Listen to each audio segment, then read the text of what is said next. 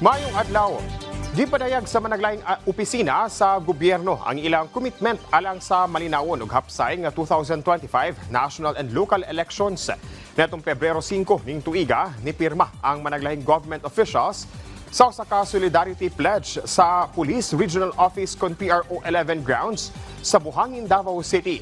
Lakip-sab sa tutukan ang parliamentary elections sa Bangsamoro Autonomous Region in Muslim Mindanao kon BARM taliwala sa posibilidad nga ma-postpone kini.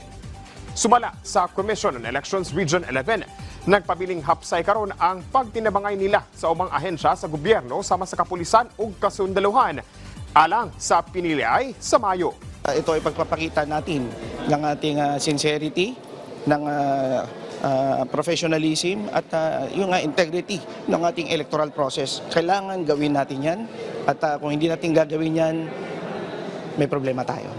Just as a matter of fact, sir, we have recommended 500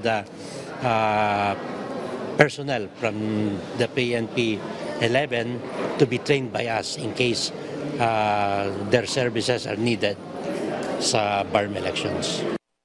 Giilusad na sa usa ka power company ang ika-unom niini nga digital substation natong Pebrero 5 ning tuiga sa lanang Davao City. Aduna kini kapasidad nga 50 megavolts amperes o gilantaw nga makatabang sa tumong sa mong power company nga mapaligon ang ilang commitment sa paghatag og stable ingon man kasaligan nga power supply. Ilabi na sa lanang area sa Davao City nga usa sa giilang business districts sa syudad tungod sa presensya sa dagkong mga patigayon. Ang proyekto nagkantidad og kapin 180 million pesos ug gilantaw nga makatabang sa kapin 50,000 ka residential consumers.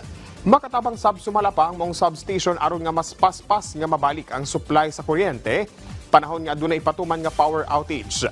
Mutabang sab kini aron nga makunhuran ang carbon emission contribution sa maong kumpanya nga dakong tabang sa pagprotekta sa kinaiyahan.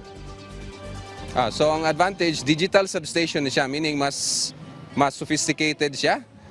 Mas digital na ang iyang mga signals, no? So kung naay power outages, dali kay na mo ma-restore siya because it sends signal remotely to our control station, nya mapanhian na mo, and we can even turn on and off ni siya remotely. Ug mo kadto ang mga nag-unang balita dinhi sa PTV Davao. Ako si Jay Lagang para sa Pambansang TV sa Bagong Pilipinas.